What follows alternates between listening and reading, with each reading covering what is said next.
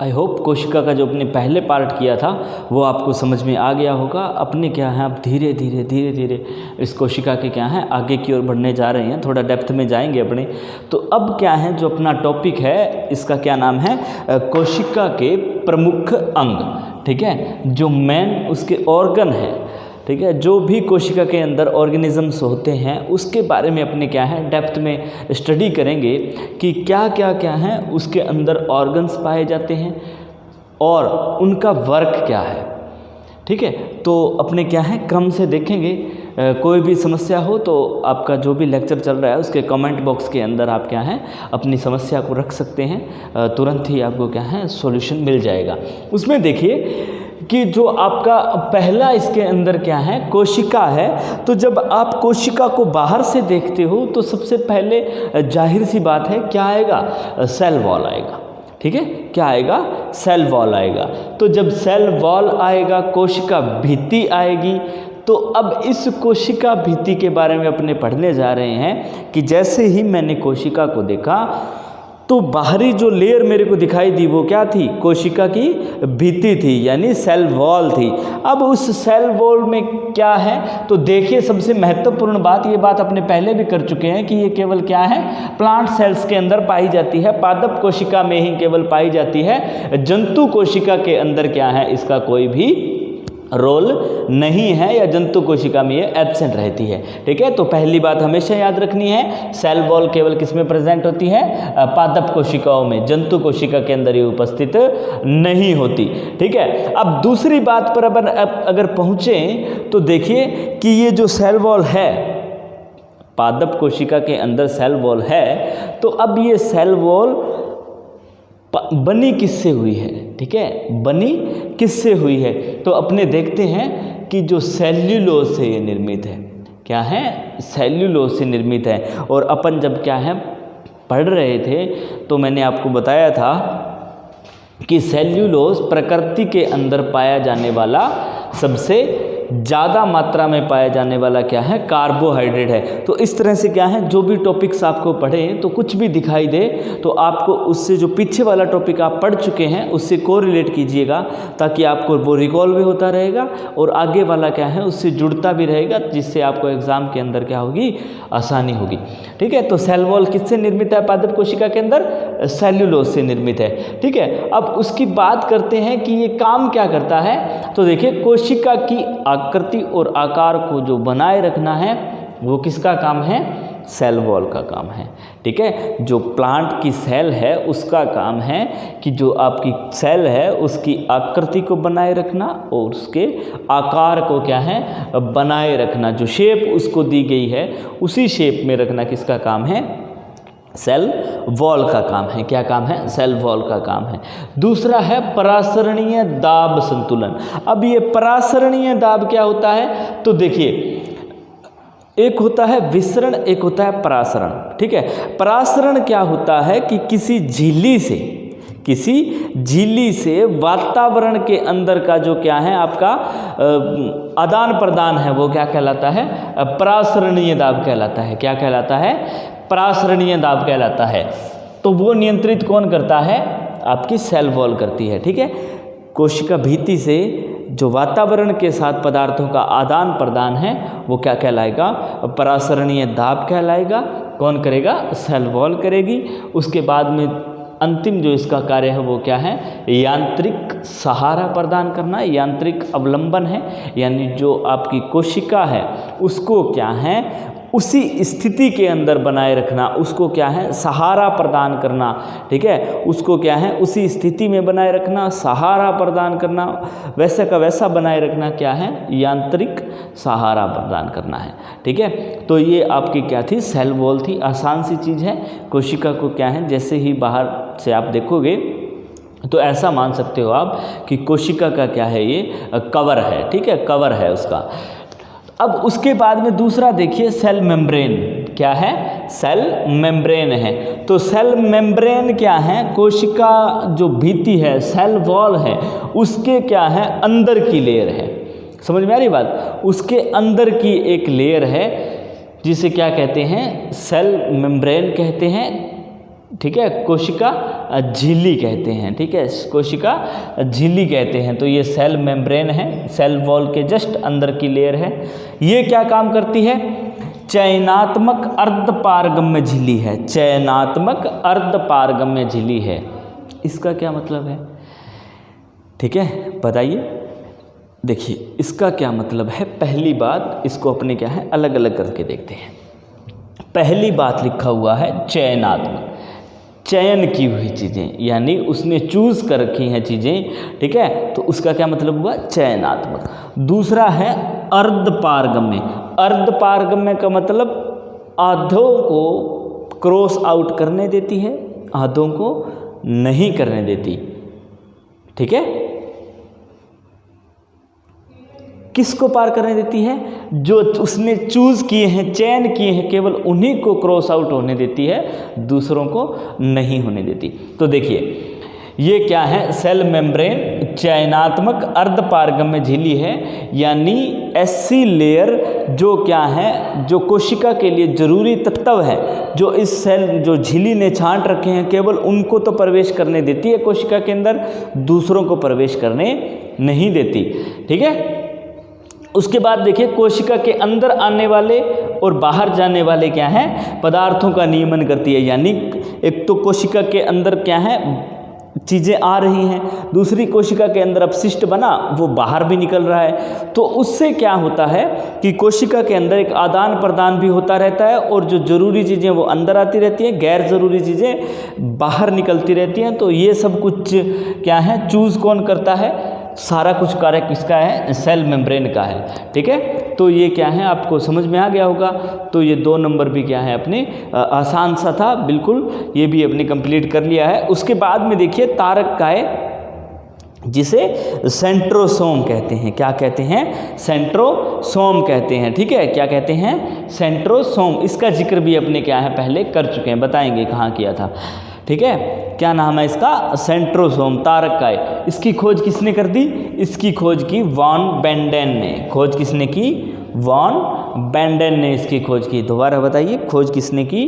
Von बेंडेन ने इसकी क्या कर दी? खोज कर दी। किसने कर दी? वॉन बेंडेन ने क्या कर दी? इसकी खोज कर दी। अब ये जो तारक काय है ये क्या है कि कार्य क्या करता है? तो देखिए क्या काम करेगा। जब सेल डिवीज़न अपने करेंगे तो उसके अंदर अपने देखेंगे कि तर्कु तंतुओं का निर्माण होता है ना, कनेक्टिंग टिश्यूज जो हैं आपके, उनका जब निर्माण होगा तो उसका जो निर्माण है वो किससे होगा? इसी तारक काय से होगा, ठीक है। तारक काय से क्या में होगा? तर्कु तंतुओं का निर्माण होगा, जिससे क्या है गुणसूत्र जब ध्रुवों की तरफ खिसकते हैं, प्रतिकर्षित होते हैं, तो वो क्या है इन्हें बांध कर रखने का काम करता है। तो इम्पोर्टेंट है ये तारक काय, ठीक है। किसका? तर्कु तंतुओं का निर्माण किससे होता है? सारे के सारे क्या हैं ये बिल्कुल क्वेश्चन है, कहीं ना कहीं आपको किसी न किसी एग्जाम के अंदर आपको मिल जाएंगे, ठीक है। अब उसके बाद देखिए जो तारक काय है उसका दूसरा कार्य क्या है? ये भी बहुत महत्वपूर्ण काम है। तो दूसरा काम क्या है ये अपने पहले भी जिक्र कर चुके हैं। तो जब अपने क्या है स्पर्मेटोजेनेसिस किया था तो उस वक्त अपने देखा था कि जो स्पर्म है, शुक्राणु है, उसकी जब क्या है टेल अपने पढ़ रहे थे, पूंछ अपने पढ़ रहे थे, तो मैंने बताया था आपको कि जो पूंछ का निर्माण है वो किससे होता है? तारक काय से होता है। इसी सेंट्रोसोम से क्या है शुक्राणु की पूंछ का निर्माण होता है, और इसी पूंछ से क्या है शुक्राणु चलायमान बना रहता है, ठीक है। क्या है? चलायमान बना रहता है। तो ये भी क्या है बिल्कुल आसान है। खोज वॉन बेंडेन साहब ने की थी। किसने की थी खोज? वॉन बेंडेन साहब ने की थी, ठीक है। पहला कार्य क्या है? जब गुणसूत्रीय विभाजन होगा आपका, कोशिका विभाजन, उसके अंदर जो तर्कु तंतुओं का निर्माण होगा वो कब कहाँ किससे होगा? इसी तारक काय से होगा। दूसरी बात कि जब आपके जो शुक्राणु हैं उसके अंदर टेल का निर्माण होगा तो वो टेल का निर्माण भी किससे होगा? इसी तारक काय से होगा, ठीक है। तो यहाँ तक आपको समझ में आया होगा। आसान से क्या है इसके ऑर्गेनिज्म हैं और बिल्कुल क्या है साफ़ सुथरे से कार्य कर रहा है ये।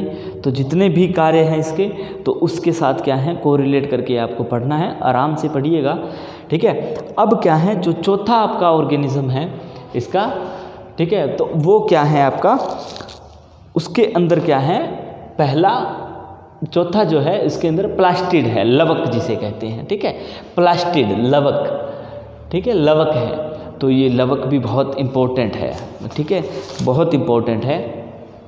अब देखिए जो प्लास्टिड है इसकी खोज किसने की, सबसे बड़ी बात हैकल साहब ने क्या कर दी, इसकी खोज की थी, ठीक है। प्लास्टिड की खोज किसने की, हैकल साहब ने की थी, ठीक है, प्लास्टिड की खोज किसने की थी, हैकल साहब ने की थी।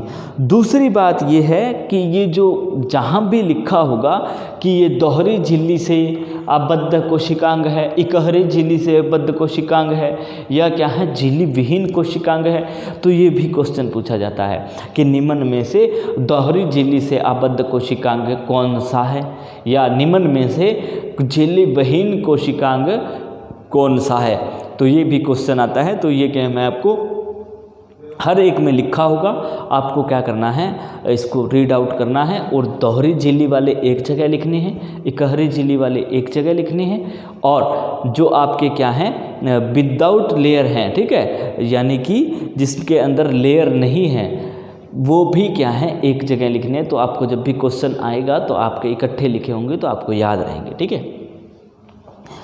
तो ये क्या है, खोज हैकल साहब ने करी थी, दोहरी झिल्ली से आबद्ध कोशिकांग है। अब ये जो लवक है इसको 3 भागों में बांटा गया है। कितने भागों में बांटा गया है, 3 टाइप्स ऑफ क्या है प्लास्टिड हैं, 3 भागों में बांटा गया है। तो जो पहला लवक है उसका नाम है अवर्णी लवक यानी ल्यूकोप्लास्ट। क्या नाम है, ल्यूकोप्लास्ट, अवर्णी लवक। तो ये जो अवर्णी लवक है इसका मतलब क्या है कि इसके अंदर किसी भी प्रकार के रंग नहीं पाए जाएंगे, ठीक है। तो ये रंग विहीन लवक है, ठीक है, समझ में आ रही है बात। तो अवर्णी लवक, अवर्णी ल्यूकोप्लास्ट जैसे ही आए आपको पता चलना चाहिए कि इसके अंदर भाई रंग नहीं है, रंग विहीन है। अब पादपों में अगर आप देखेंगे कि रंग विहीन चीज़ें क्या हैं, तो जो भूमि के अंदर संग्रहणकारी अंग होते हैं, ठीक है, जैसे आपका कोई जड़ है ज़मीन के नीचे जब दबी हुई है उसके कोई रंग नहीं होता। कोई भी आपके स्टेम है वो भी अगर ज़मीन के नीचे दबा हुआ है तो उसके अंदर भी कलर नहीं होगा। तो क्या है, जो भी भूमिगत संग्रहणकारी अंग हैं उन सब के अंदर रंग नहीं होगा, लेकिन प्लास्टिड पाया जाएगा। कौन सा प्लास्टिड है, ल्यूकोप्लास्ट पाया जाएगा। कौन सा पाया जाएगा, ल्यूकोप्लास्ट पाया जाएगा। तो आपका पहला आपको क्लियर हो जाना चाहिए बिल्कुल कि अवर्णी लवक है। अवर्णी का मतलब रंग नहीं है इसके अंदर। जब इसके अंदर रंग नहीं है तो इसका मतलब ये हुआ कि ये भूमि के जो नीचे के भाग हैं उसके अंदर क्या है पाया जाना चाहिए। दूसरा जो इसका प्रकार है उसका नाम है वर्णी लवक, ठीक है। क्या नाम है, वर्णी लवक। वर्ण मतलब होता है कलर, वर्ण का मतलब क्या होता है, कलर। क्रोमोप्लास्ट, क्या नाम है इसका, क्रोमोप्लास्ट। तो इसके अंदर क्या है, रंग होते हैं, ठीक है, रंगदार है ये।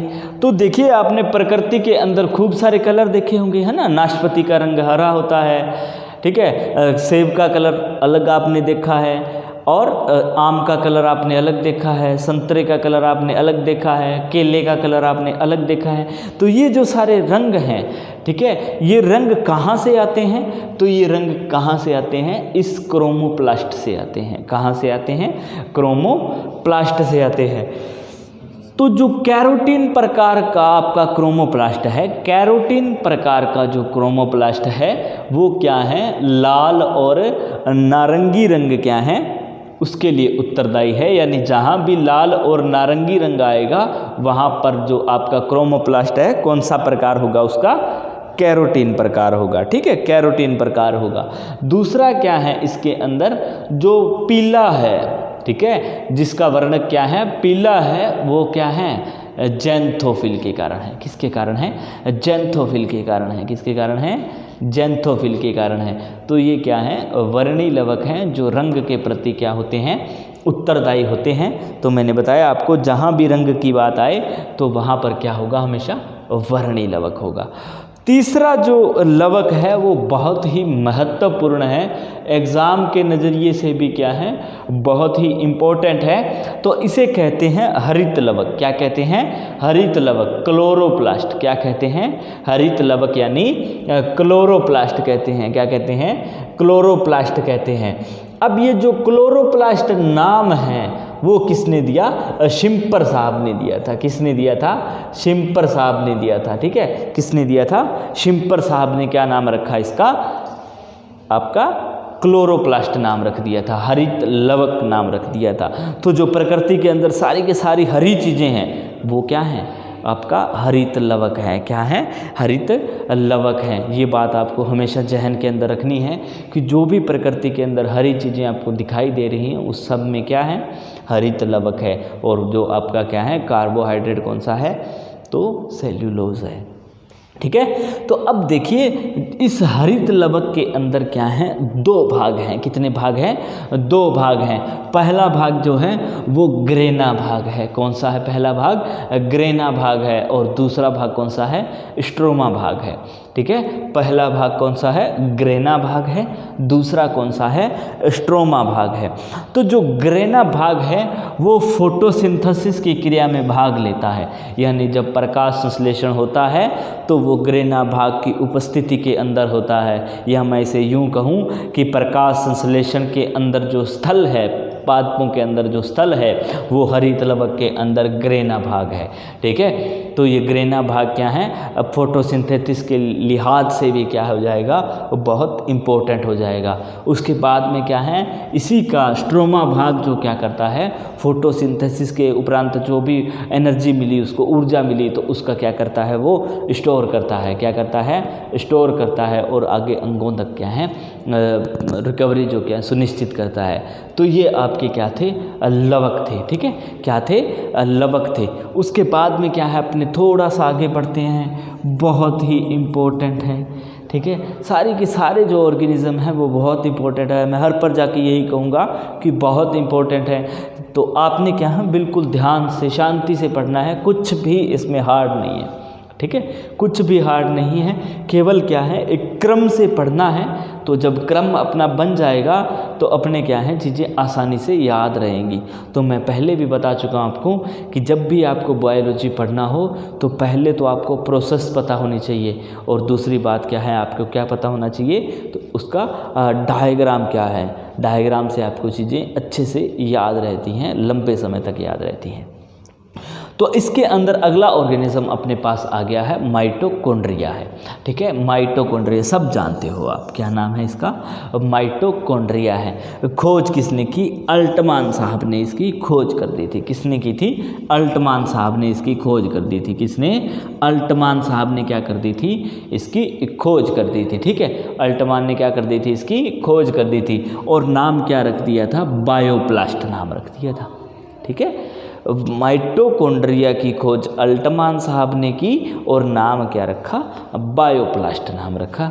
ठीक है, क्या नाम रखा? बायोप्लास्ट नाम रखा। लेकिन इसका जो माइटोकॉन्ड्रिया नाम है ये सी बेंडा साहब ने रखा था।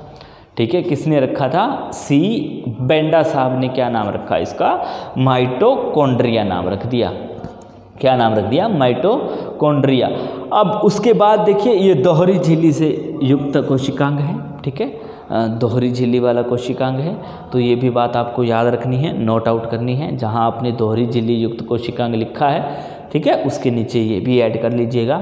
माइटोकॉन्ड्रिया भी कैसा है? दोहरी झिल्ली से आबद्ध कोशिकांग है। उसके बाद में देखिए इसकी अंतःकला में उंगली नुमा प्रवर्ध होते हैं। कैसे होते हैं? ये देखिए, मैं अगर यहाँ इतना डायग्राम बनाऊँ माइटोकॉन्ड्रिया का, ठीक है, ऐसे, तो ये माइटोकॉन्ड्रिया है। ठीक है, तो ये माइटोकॉन्ड्रिया के अंदर इस तरह से इस तरह से इस तरह से क्या है? एक ये जो भाग है। ठीक है, तो जो अंतःकला में उंगली नुमा प्रवर्ध, ये जो आपको प्रवर्ध दिखाई दे रहे हैं अंदर, ठीक है, ये जो हैं वो क्या कहलाते हैं? क्रिस्टी या क्रीटी। ठीक है, हिंदी के अंदर मैं लिखूं अगर इसको तो क्रिस्टी या क्रीटी। ठीक है, क्रिस्टी या क्रीटी कहलाते हैं। ठीक है, माइटोकॉन्ड्रिया के अंतःकला में उंगली नुमा जो प्रवर्त हैं वो क्रीटी या क्रिस्टी कहलाते हैं।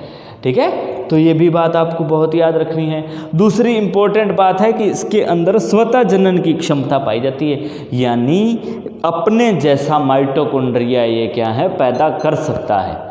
ठीक है, अपने जैसा माइटोकॉन्ड्रिया ये क्या है पैदा कर सकता है, तो उसे क्या कहते हैं स्वतः जनन की क्षमता कहते हैं। तो माइटोकॉन्ड्रिया के अंदर ये बहुत ज़्यादा मात्रा के अंदर पाई जाती है। ठीक है, उसके बाद में इसके फंक्शंस क्या क्या हैं, वर्क क्या करता है, ये कार्य क्या करता है, तो ये देखिए कि ये जो माइटोकॉन्ड्रिया है ये क्या है ऊर्जा का जो भंडारण है, स्टोर है, वो एटीपी के रूप में करता है ना।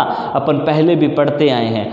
तो ये क्या है ऊर्जा का भंडारण किस में करता है, एटीपी के रूप में करता है। इसीलिए इसको क्या कहते हैं power house of the cell, कोशिका का शक्ति ग्रह कहते हैं। क्या कहते हैं, कोशिका का शक्ति ग्रह कहते हैं, power house of the cell कहा जाता है इसको।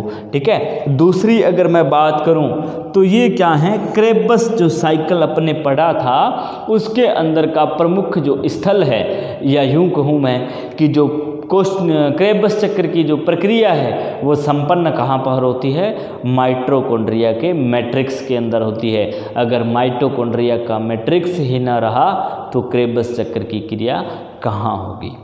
ठीक है, तो ये भी बात आपने पढ़ चुके हैं, याद रहना चाहिए। उसके बाद में क्या है ऑक्सीफॉस्फोरिलेशन की जो रिएक्शन है, क्रिया है, उसके अंदर भी क्या है माइटोकॉन्ड्रिया सक्रिय रूप से भाग लेता है। किस प्रक्रिया के अंदर, ऑक्सीफॉस्फोरिलेशन की क्रिया। ठीक है, ऑक्सीफॉस्फोरिलेशन की क्रिया, ऑक्सीफॉस्फोरिलेशन की क्रिया के अंदर क्या है ये भाग लेता है। उसके बाद में अंतिम बात क्या है कि जो प्रकाशीय श्वसन होता है उसके अंदर भी ये क्या है भाग लेता है। तो प्रकाशीय श्वसन मतलब फोटोसिंथेसिस, जब फोटोसिंथेसिस होगा तो भी क्या है ये उसके अंदर क्या है बखूबी अपनी क्या है भूमिका अदा करेगा। तो ये क्या थे आपके जो 5 इसके अंगक है अपने कवर कर लिए हैं और अपने क्या हैं आगे कवर करेंगे। ठीक है।